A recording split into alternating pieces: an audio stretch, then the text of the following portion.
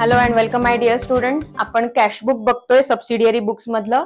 आपण simple cashbook म्हणजे काय ते पाहिलेलं आहे. आपण सिंपल कॅशबुक वरचा एक प्रॉब्लेम आता सॉल्व्ह करणार आहोत आणि मग मी 2 कॉलमनर कॅशबुक म्हणजे काय ते सांगणार आहे. सिंपल कॅशबुक म्हणजे तुम्हाला आठवत असेल तर आपण फक्त कॅश कॉलम असतो त्याच्यामध्ये, कॅशबुक मध्ये विथ कॅश कॉलम ओनली. फक्त कॅश ट्रान्झॅक्शन रेकॉर्ड करायची, बँक ट्रान्झॅक्शन ह्याच्यात येत नाही. फॉर्मॅट तुमच्या समोर आहे. इन द बुक्स ऑफ जे काय नाव असेल ते आपण लिहिणार आहोत. सिंपल कॅशबुक, डेबिट साइड आणि क्रेडिट साइड. डेबिट साइडला डेट, रिसीट्स आपण डेबिट साइडला एंटर करतो, हे लक्षात घ्या. पेमेंट्स क्रेडिट साइडला एंटर करतो. RN म्हणजे रिसीट नंबर, LF म्हणजे लेजर फोलिओ नंबर, अमाऊंट. ही डेबिट साइड झाली. क्रेडिटला पुन्हा एकदा date, payments, voucher number. Payment केल्यानंतर आपण वाउचर्स बनवतो, तो वाउचर नंबर, LF आणि अमाऊंट. आता तुमच्या बुकमध्ये पेज नंबर 126 मधला हा प्रॉब्लेम मी सॉल्व्ह करणार आहे आता. Problem number 3. Enter the following transactions in a simple cashbook of Kamal traders. So इथे इन द बुक्स ऑफ काय असेल? कमल ट्रेडर्स. याच फॉर्मॅटमध्ये लिहायचंय. इन द बुक्स ऑफ लिहिल्याशिवाय पुढे जायचंच नाहीये. हा आपला बेसिक फॉर्मॅट आहे. इन द बुक्स ऑफ लिहून मगच जे तुम्हाला लेजर करायचंय, जर्नल करायचंय, सबसिडियरी बुक्स मधलं काही लिहायचंय तर याच फॉर्मॅटमध्ये लिहायचंय. 2018 August 1st, cash in hand 37,400. 37,400 ही कॅशचा बॅलन्स आहे. कॅशला नेहमी डेबिट बॅलन्स असतो, लक्षात घ्या. ही सगळी थिअरी मी तुम्हाला आधी सांगितलेली. आता आपण जसं जसं प्रॅक्टिकल करू ना तसं तसं तुमच्या लक्षात येणार आहे. सो बेसिकली हे 2018 इयर आहे. डेटच्या इथे मी 2018 लिहिते. August 1st to balance brought down. जेव्हा सिंगल कॉलम कॅशबुक असतं त्यावेळेला टू बॅलन्स ब्रॉट डाऊनच कंपल्सरी असणार, कारण कॅशबुकला नेहमी डेबिट बॅलन्स असतो. अमाऊंट आहे 37,400. ठीक आहे. अमाऊंट मी कशी लिहिते तुम्हाला सांगितले मी आधी, पण कॉमा स्टाईल मध्ये लिहायचं आहे. 37,400. नंतर 4th डेट आहे कॅश रिसिव्ड फ्रॉम साक्षी 25,000. एक आता तुम्ही लक्षात घ्या, रिसीट साइड डेबिटला, पेमेंट साइड क्रेडिटला आहे.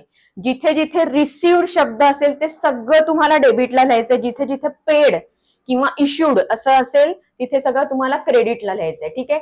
आता दरवेळेला तुम्हाला एंट्री डिराईव्ह करायलाच पाहिजे असं नाहीये.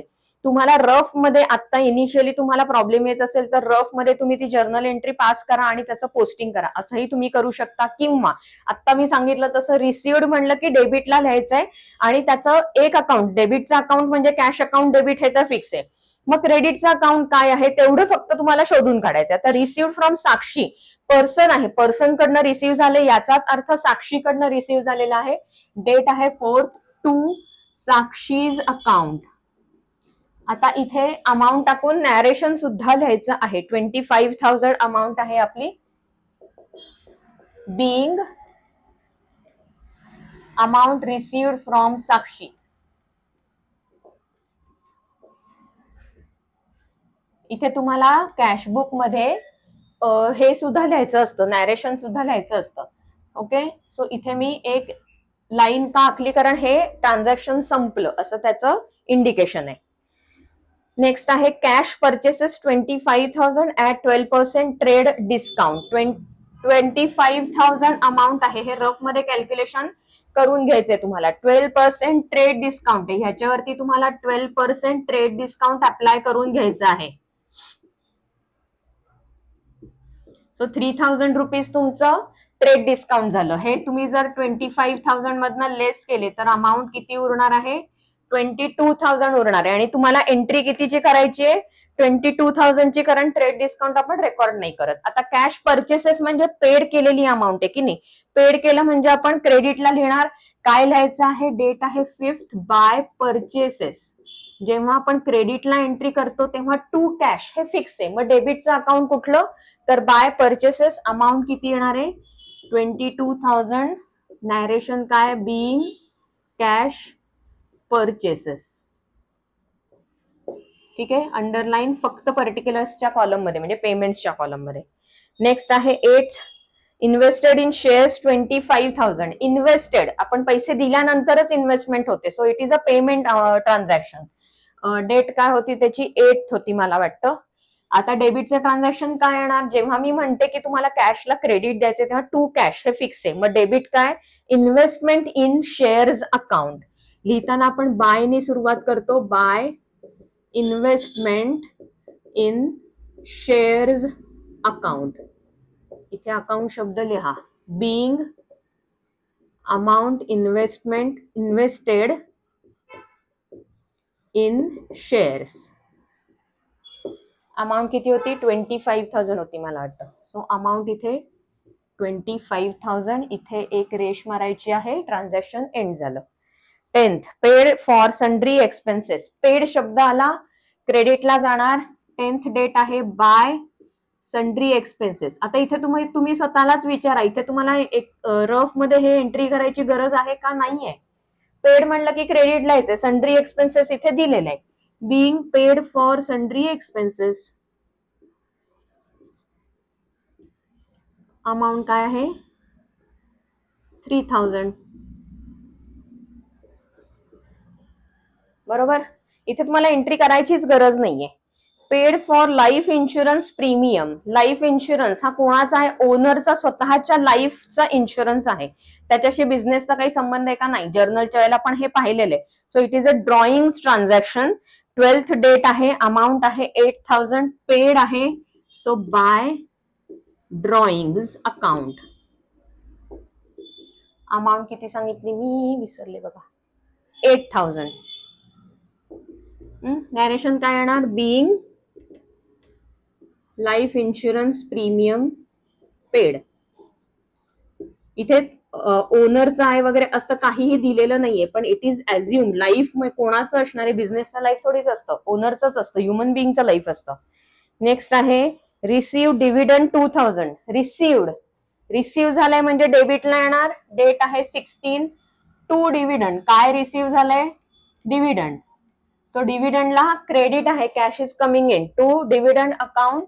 अमाऊंट आहे 2,000. Narration being dividend received.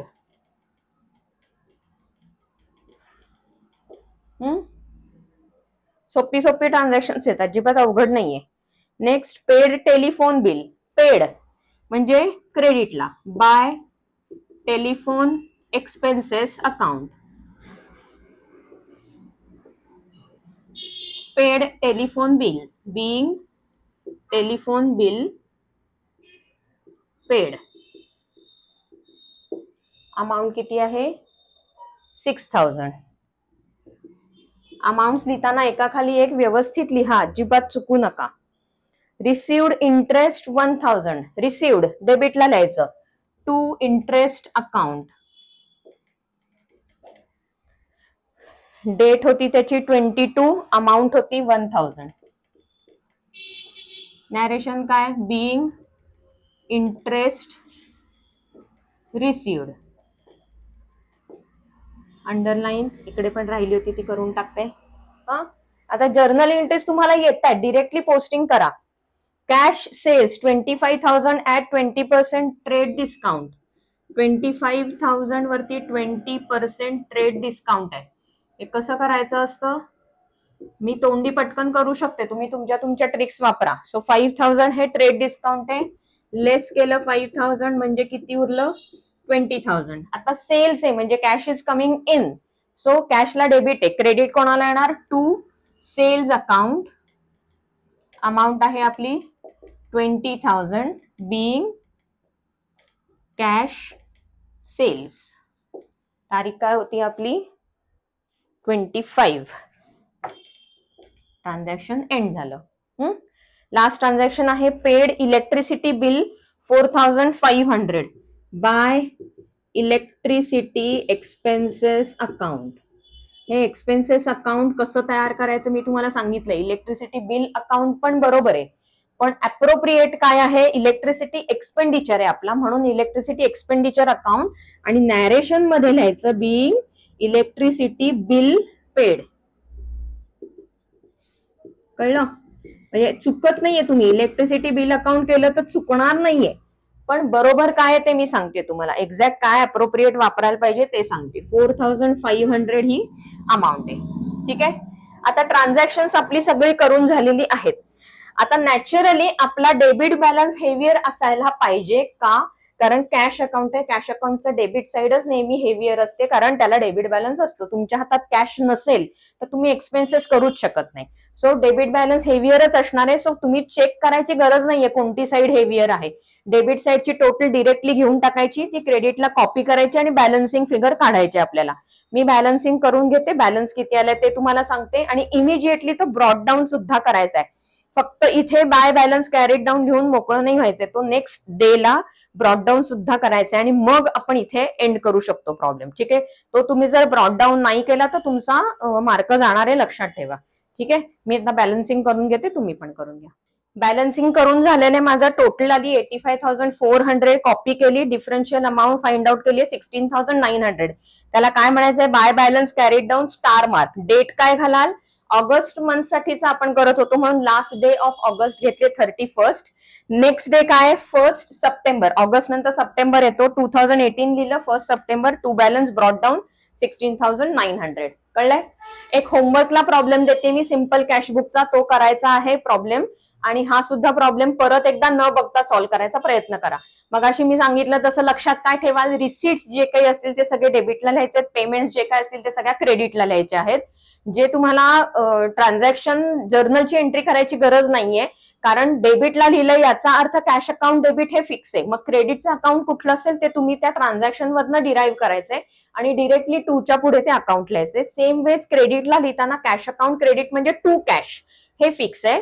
मग डेबिटला काय लिहाल, ते अकाउंट कुठलं तुम्हाला लिहायचं आहे ते लिहा आणि बायच्या पुढे ते अकाउंट लिहून टाकायचंय. नॅरेशन कंपल्सरी आहे, नॅरेशन लिहिलं नाही तर मार्क्स जाणार आहेत.